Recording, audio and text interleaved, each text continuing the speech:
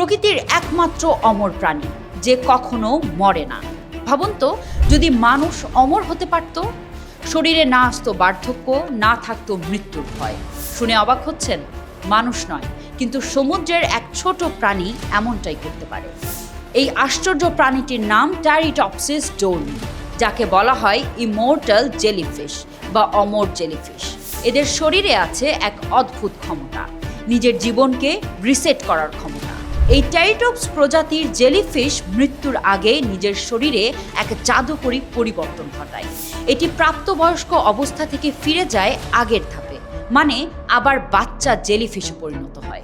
সবচেয়ে অবাক করা বিষয় হলো, এটি যতবার খুশি এই প্রক্রিয়া রিপিট করতে পারে। তাই বিজ্ঞানীরা বলেন এই প্রাণী কখনো প্রকৃত অর্থে বৃদ্ধ হয় না, আর জীববিজ্ঞানের হিসাবে মরেও না।